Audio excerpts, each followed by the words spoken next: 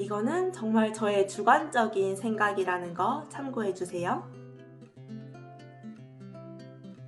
오늘은 공무원을 준비하고 계신 분들이라면 꼭 알아야 할 공무원의 장단점, 그리고 식품위생직 공무원의 장단점에 대해서 한번 얘기를 해볼까 합니다.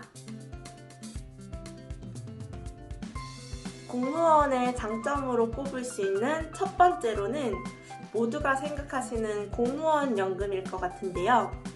사실 특장점이긴 하지만 점점 공무원 연금의 실정도 어려워지고 있습니다. 공무원에게 공무원 연금은 거의 회사 퇴직금과 같다고 생각하시면 될 것 같은데요. 회사원은 퇴직금을 받는 대신에 공무원은 퇴직금도 없고 기초연금도 없습니다. 심지어 이제 차곡차곡 쌓여서 나의 미래에 연금이 되는 기여금은 총 월급의 8에서 9% 정도 떼가요, 매달. 이제 그게 쌓여서 사실 나의 연금이 되는 거죠. 공무원 연금은 계속 안 좋아지고 있는데요, 사실. 그래서 현재까지는 공무원 연금이 특장점이지만 좀 더 시간이 지났을 때는 이게 장점일지 어쩔지 알 수가 없다는 거. 연금 지급률이 인하됐고 연금 지급 금액도 현저히 떨어졌습니다. 네, 공무원의 장점 두 번째. 아직까지는 공무원이라는 특수한 직업상 정리해고 같은 해고를 당할 일은 잘 없다는 거. 물론 개인이 굉장히 잘못을 한 경우에 징계를 받거나 또 아무튼 잘리는 경우가 있기는 덜어 있습니다. 만약 성추행이라던가 이런 끔찍한 일들을 했을 경우에 말이죠. 또 공무원이라서 안 좋은 단점 중에 하나는 매사에 신중해야 됩니다. 또 조심해야 됩니다. 왜냐면 똑같은 잘못을 공무원이 했을 경우에 더 심하게 욕을 먹는 경우가 많기 때문이죠. 공무원의 장점 세 번째. 어쨌든 월급이 매년 오릅니다. 공무원 월급 체계에는 호봉제라는 게 있는데요. 호봉제는 이제 1년 단위로 1호봉, 2호봉, 3호봉, 4호봉 이런 식으로 호봉이 올라가는 겁니다. 공무원 봉급표 많이 보셨죠? 봉급표에 9급, 1, 2, 3, 4 이렇게 돼 있네요. 어떻게 돼 있는지 모르겠지만 아무튼 9급 1, 2, 3, 4, 5, 6, 7, 8, 9, 10 이런 식으로 적혀 있는데 이게 9급 1호봉, 2호봉, 3호봉, 4호봉, 5호봉에 대한 월급 내용이거든요. 이 호봉이 올라갈수록 월급이 올라가는데 호봉은 매년 오르기 때문에 어쨌든 월급이 오릅니다.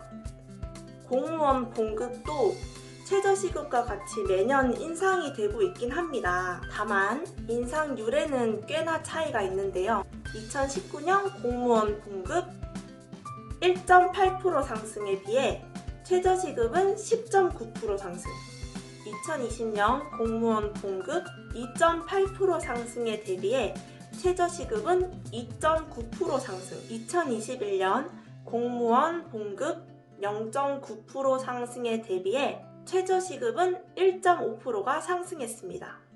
어쨌든 공무원 월급은 매년 오르고 있다는 거. 장점이죠. 특장점. 또 이것과 상반되는 단점이 공무원 월급은 최저시급에 적용을 받지 않습니다. 하루 8시간 주 5일 근무한다고 쳤을 때 9급 1호봉의 기본급은 165만 9,500원 이내 반해 최저시급은 182만 2,480원. 최저시급보다도 9급 1호봉 기본급이 사실 더 낮습니다. 공무원의 장점 네 번째. 어찌됐든 간에 초과근무 수당은 꼬박꼬박 받습니다.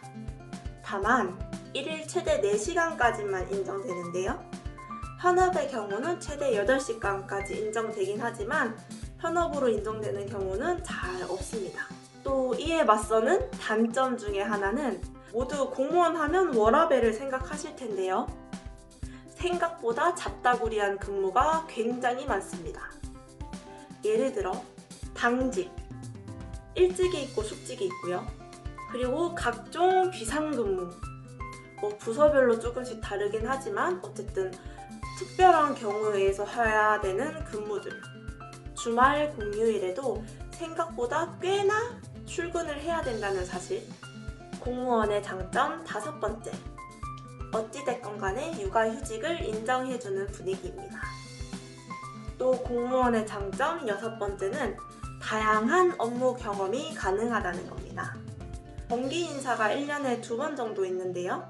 인사 때마다 항상 자리를 옮기는 건 아니지만 굉장히 다양한 부서에서 근무할 수 있습니다. 직렬에 따라서 지자체에 따라서 조금 변동사항은 있습니다. 단점에 대해서 말씀드릴 텐데요. 자, 우리 공무원 진짜 일처리 느리다, 뭐 이렇게 꼼지락꼼지락 거리냐, 뭐 이걸 왜 빨리 안 해주지? 이런 생각을 굉장히 많이 하셨을 텐데 그게 단점 중에 하나입니다. 공무원은 모든 일을 할 때 법령에 의거해서, 조례에 의거해서, 규칙에 의거해서, 아니면 지침에 의거해서 일을 처리해야 됩니다. 근거가 없는 일을 하기가 굉장히 꺼려지는 특성이 있습니다. 조직의 특성상 근거가 없는 일을 처리하기에 굉장히 꺼려하는 특성이 있습니다. 그 일을 할 때 규정이나 제약이 굉장히 많은 편이죠. 또 아마 회사 같은 경우는 발령을 받게 되면 어느 정도 그 업무에 대한 교육을 받을 거라고 생각이 되는데요. 공무원 같은 경우는 신규 교육을 가긴 하지만 사실 잘 흡수를 하면 좋긴 하지만 대부분 흡수를 잘 못하는 경우가 많고요. 또 그러면 또 업무마다 어느 부서에 발령 받느냐에 따라 사실 업무가 굉장히 다른데 그 업무에 대한 매뉴얼이 체계적으로 되어 있는 건 사실 없습니다. 전임자가 굉장히 꼼꼼해서 업무 매뉴얼을 이렇게 착착착착 정리를 해놓으면 정말 땡큐인 거고, 그러지 않고서야 전임자가 했던 서류들을 다 답습해서 익히는 방법, 아니면 다른 선배들한테 물어 익히는 방법. 그 업무에 대한 구체적인 매뉴얼이 잘 없는 게 공무원의 단점 중에 하나입니다. 또 제가 생각하는 공무원의 단점 중 하나는 투잡이 안 된다는 겁니다. 직장인들은 투잡 많이 하시죠?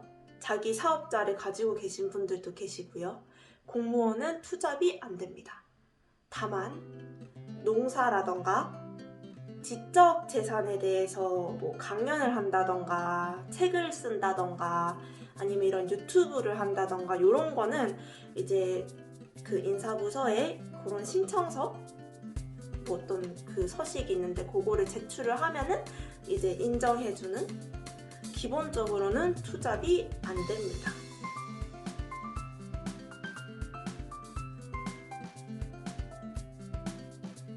자, 그럼 이제 제가 생각하는 식품위생직 공무원의 장점과 단점에 대해서 말씀드릴 텐데요. 이거는 정말 저의 주관적인 생각이라는 거 참고해주세요.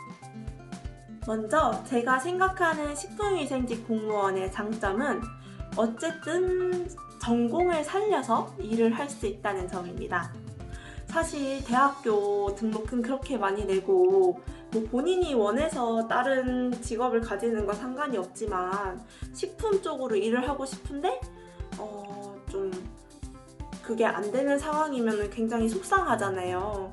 저 같은 경우는 좀 전공을 살려서 일을 하면서 커리어 우먼이 됐으면 하는 그런 기대를 품고 있던 사람이라서 식품위생직 공무원이 돼서 어쨌든 간에 식품 분야에 대해 조금 더 전문가가 되어가는 느낌이 들어서 좋았었던 것 같습니다.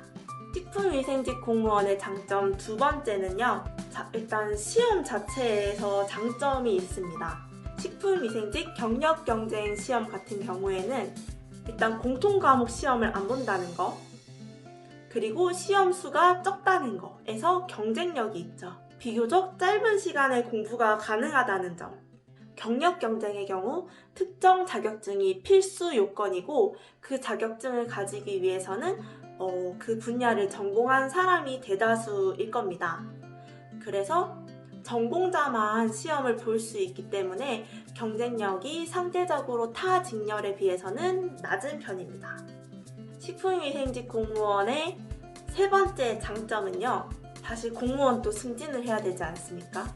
9급, 8급, 7급, 6급, 5급 이런 식으로 승진 싸움을 해야 되는 그 동기의 수 자체는 적습니다. 워낙 소수직렬이라서. 또 이게 단점인데요. 식품위생직이 워낙 소수직렬이다 보니까 뭐든 많이 있으면 힘이 더 세지잖아요. 사실 아직까지 식품위생직에 대한 인지도도 아직 조금은 낮은 편이고 입김도 조금은 약하지 않은가 하는 단점이 있습니다. 또 이로 인해서 파생되는 단점 중에 하나는 사실 7급 승진까지는 큰 무리가 없는 것 같습니다.